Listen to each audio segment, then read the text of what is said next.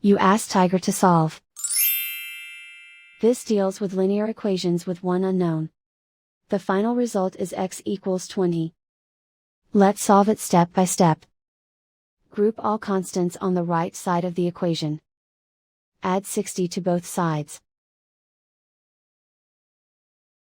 Simplify the arithmetic.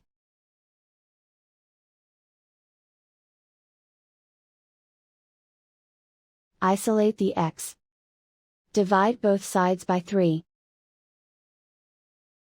Simplify the fraction. Find the greatest common factor of the numerator and denominator. Factor out and cancel the greatest common factor.